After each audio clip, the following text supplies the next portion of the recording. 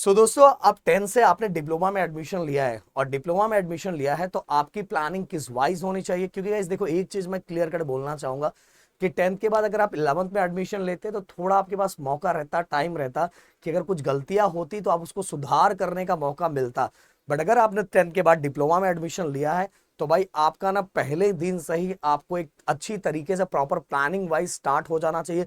क्योंकि गाइस आपका unit test और फाइनल बोर्ड का जो एग्जाम है दोनों बहुत ज्यादा इंपॉर्टेंट है और वो इंपॉर्टेंट आज से ही आपको समझना पड़ेगा। आपकी प्लानिंग आज से ही स्टार्ट होनी चाहिए गाइस। मैं बताना चाहूंगा कि मेरा 2 वीडियो लाने का बहुत ज्यादा प्लानिंग है। अगर आप लोगों का रिस्पांस रहा, आप लोगों की बहुत ज्यादा मांग रही तो वीडियो जल्दी मैं लेके आऊंगा, तो कमेंट में एकदम भर दो। पहला वीडियो है कि सब्जेक्ट वाइज किस वाइज आपका रोड मैप होना चाहिए, एंड दूसरा गाइस आपका एक डिप्लोमा स्टूडेंट का मतलब डे वाइज शेड्यूल किस वाइज होना चाहिए, उससे रिलेटेड वीडियो लाने का प्लान है। अगर आप लोग की मांग है तो प्लीज कमेंट उसमें भर दो, जिद कर दो सर चाहिए चाहिए चाहिए। अब गाइस, अब देखो आपका डिप्लोमा में अपने एडमिशन लिया है तो सिंपल सी बात है, आपका टारगेट होना चाहिए अच्छा खासा परसेंट स्कोर करने का। क्योंकि अच्छा खासा परसेंट स्कोर करोगे तो गाइस आगे जाके आपको बहुत सारी चीजों में बेनिफिट है, बहुत सारी चीजों में फायदा है। इसीलिए ये चीज आपके दिमाग में होना चाहिए। आपका पहले क्या स्कोर आया था, कम आया था, ज्यादा है, तो वो सब हटा दो दिमाग से। अब दिमाग में एक ही चीज होना चाहिए कि भाई मेरे को ना अच्छा स्कोर करना है। और साथ में कमेंट बॉक्स में अपने कॉलेज का नाम भी जरूर लिखना, जिससे मुझे पता चले कि मेरे स्टूडेंट किस कॉलेज के अंदर ज्यादा है गाइस, प्लीज। अब यहाँ जितने भी स्ट्रीम के बच्चे हैं, जितने हैं, जिस सभी ने जो जो कोर्सेस लिए हैं, उसके अंदर गाइस आप सभी को पता है आपका basic mathematics, CS, basic science, ये सभी का क्या है, सेम है गाइस। ये फर्स्ट सेमेस्टर ये सेम होता है, तो ये सेम है। इसीलिए यहाँ जो कॉमन बातें करने वाला, प्लीज उन सभी चीजों को बहुत ध्यान से सुनना। अब सबसे पहली बात तो हम बेसिक मैथमेटिक्स का कर लेते हैं। बेसिक मैथमेटिक्स गाइस, अगर मैं बोल रहा हूं कि आप 11th में जाते तो स्टार्टिंग से सब चीजें थोड़ी रहती, पर यहाँ जो बेसिक मैथमेटिक्स है इससे रिलेटेड एक वीडियो मैंने बनाया था इसके पहले, हो सकता है आपने देखा होगा। उसमें बहुत सारे 12th के भी कॉन्सेप्ट है। हाँ, बस स्टार्टिंग से अगर फोकस करोगे तो बहुत आराम से बहुत अच्छी तरीके से निकालोगे, इतना भी डेंजर नहीं है। जो बच्चा करने वाला है, डिप्लोमा लिया है, तो उसको पता है भाई मुझे मेहनत करना तो करना ही है। इसके लिए आपको 95% सिलेबस है ना, जो आपने पहले पढ़ा हुआ है, 9 पे पढ़ा है, 10 में पढ़ा है, उससे मिलता जुलता नहीं है। मिलता जुलता नहीं है, समझ में, मिलता जुलता 95 क्या, मैं उससे भी ज्यादा बोलूंगा, मिलता जुलता नहीं। इसीलिए आपको बहुत अच्छी तरीके से मेहनत करना चाहिए। वो बच्चा जिस बच्चे को मैथ ना के बराबर आता था, या वो बच्चा जिसको मैथ बहुत आता है, सबको मेहनत करना है जम के गाइस। हाँ, जिसको नहीं मैथ बिल्कुल नहीं आता, सिंपल सी बात, उसको अपने ऊपर थोड़ा ज्यादा काम करना पड़ेगा। और जिसको मैथ आता है वो ओवर कॉन्फिडेंट ना हो जाए, वो दिमाग में यही रखे कि मैं हर चीज उसी लेवल से करूंगा कि मुझे नहीं आता। इस लेवल से करेगा तो बहुत अच्छा स्कोर कर लेगा। आप जाके देखोगे हमारे ऐप पे, हमारे ऐप से पढ़ के बच्चों ने 100 आउट ऑफ 100 मैथ में स्कोर किया, और इस चैनल पे उसका वीडियो भी हमने डाला हुआ है गाइस, समझ में। और सबसे बड़ी बात, राहुल सर वहां पढ़ा रहे ऐप पे, राहुल सर इंजीनियरिंग में टॉपर सर, वो आपको पढ़ा रहे हैं, उनसे पढ़ने का मजा ही अलग है गाइस। तो ऐप पे भी आप जुड़ सकते हो, लिंक डिस्क्रिप्शन में, और साथ में 3 नंबर भी, हेल्पलाइन नंबर दिया हुआ है। इसके बाद गाइस आप देखो, आपके सिलेबस, आपके पास देखा जाए, कुल कैलकुलेट किया जाए तो मैथ को कंप्लीट करने के लिए बस 2 महीने हैं। इन 2 महीने के अंदर आपको सिलेबस कंप्लीट करना चाहिए। क्योंकि गाइस आपको 1 महीने पहले ही सिलेबस, एग्जाम के 1 महीने पहले सिलेबस कंप्लीट कर देना चाहिए, और उसके बाद आपको रिवीजन पे फोकस करना चाहिए। अगर इस तरह से आप प्लानिंग करोगे तो आपका स्कोर बहुत अच्छा होना चाहिए। इवन यूनिट के जो मार्क्स है, यूनिट टेस्ट के मार्क्स है, उसमें भी मैथ में आपको फुल मार्क्स निकालने का आपका टारगेट होना चाहिए। टीचर जो भी क्वेश्चन बता रही, जो भी करवा रही है, उन चीजों पर फोकस करना है। समझ में आ रहा है। और हमारे यूट्यूब चैनल पे भी लेक्चर्स आ रहे हैं, हमारे ऐप पे तो बहुत एक्स्ट्रा चीजें दी जा रही है, एक्स्ट्रा क्वेश्चन करवाया जा रहा है, बहुत सारे बच्चे मजेदार तरीके से पढ़ रहे हैं, उनका तो टेंशन ही नहीं गई। अपने को तो टारगेट बहुत अच्छा स्कोर करना है, तो यूनिट टेस्ट के मैथ में भी बहुत अच्छा स्कोर करना है।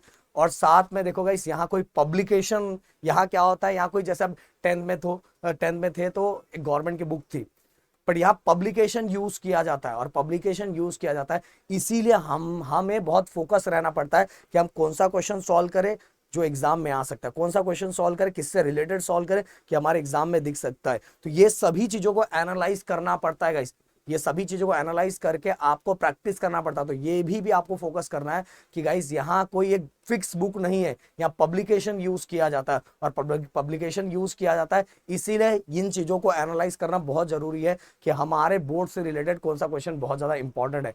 अब गाइस अगर मैं सीएस की बात करूं, सीएस बहुत सारे बच्चे फोकस नहीं करते, उनको लगता है यार मेरे को तो आता है, मेरा तो काम हो जाएगा। भाई ऐसा नहीं है। ये सब्जेक्ट अगर निकालना है तो इसके जो रूल्स है, इसमें बहुत सारे रूल्स है, उन रूल्स को फॉलो करके आप वो सब्जेक्ट निकाल सकते हो। मैंने बहुत सारे बच्चों को देखा है जो बच्चे ओवर कॉन्फिडेंट थे, जिनका इन सब्जेक्ट में बहुत बुरा हाल हुआ। इस सब्जेक्ट, जबकि मैथ में उन्होंने बहुत अच्छा स्कोर किया, और इस सब्जेक्ट में, क्योंकि इस सब्जेक्ट पर उन्होंने फोकस नहीं किया। तो अगर आपको 95% स्कोर करना है तो हर सब्जेक्ट को उसी तरह से फोकस करना है। आप क्या कंटेंट पढ़ रहे हो, वो कंटेंट आपके बोर्ड से रिलेटेड और वैसा ही होना चाहिए, प्रॉपर रूल वाइज होना चाहिए। इस रूल, क्योंकि देखो जो बोर्ड को चाहिए उस वाइज आपका होना चाहिए, तो आपको मार्क्स मिलेगा, नहीं तो बहुत ज्यादा प्रॉब्लम होगा। इसमें भी आपको डेली प्रैक्टिस करना है, डेली फोकस करना है, और डेली आप प्रैक्टिस कर रहे हो तो आपका बहुत अच्छी तरीके से इसके अंदर भी मार्क्स आएगा। बेसिक साइंस की बात कर ले। बेसिक साइंस में गाइस देखो, आप स्टोरी की तरह चीजों को अपने चैनल पे डाला होगा, अपने यूट्यूब चैनल पे डाला होगा। अगर आप लोगों की मांग होगी तो इसको भी हम लोग अपने ऐप पे लेके आएंगे। जैसे CS एंड बेसिक मैथमेटिक्स अपने ऐप पे चल रहा है, बेसिक साइंस अभी ऐप पे हमने नहीं डाला, पर आप लोगों की मांग होगी तो हम उसको भी लेके आएंगे। बट गाइस बेसिक साइंस का पूरा कंटेंट हमने यहाँ डाला हुआ है।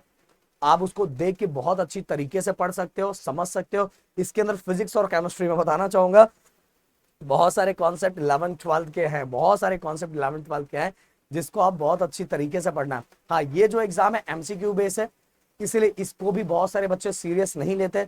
मैं बोलूंगा सीरियस ना, हाँ, पर इतना भी ज्यादा टेंशन लेने वाली बात नहीं है कि अरे 11th-12th का फिजिक्स केमिस्ट्री जैसा है बहुत डेंजर, इतना भी डेंजर नहीं। आप जाके देखो मेरे वीडियोस, बहुत सारे बच्चे देख रहे हैं, इसी चैनल पर मैंने डाला हुआ है। और बहुत सारे टॉपिक ऐसे कि जो मेरा 11th-12th के चैप्टर से भी पढ़ सकते हो, वही सेम टॉपिक है। समझ में आ रहा है? सेम टॉपिक, और अपनी चीजों को कंप्लीट कर सकते हो, और MCQ की प्रैक्टिस करके इसको तो आराम से स्कोर कर लेते हो। पर ज्यादा आपको मेहनत ना बेसिक मैथमेटिक्स और CS पे करना है गाइस, सच बोल रहा हूँ, बहुत बेसिक मैथमेटिक्स पे तो बहुत मेहनत करना है। और दूसरी बात गाइस, अब अगर 95% स्कोर करना है तो आपका प्रॉपर, ये पूरे वीडियो पे एक कंक्लूजन मैं आपको देने वाला हूं, जिसको आपको समझना। देखो, मैथ को डेली 1 घंटा प्रैक्टिस करना तो करना ही है। इसके साथ ही आपका सिलेबस 1 महीने पहले कंप्लीट होना चाहिए। एग्जाम्पल्स की जो प्रैक्टिस कर रहे हो गाइस, वो आपके बोर्ड के अकॉर्डिंग प्रॉपर होना चाहिए। पता चला आप कुछ भी प्रैक्टिस कर रहे हो, मैंने हमेशा बोला एक स्मार्ट वर्क होता है, एक गधा वर्क होता है, तो आपको इस पे ज्यादा फोकस करना है। पता चला आप दिन भर लगे हुए खूब पढ़ रहे हो।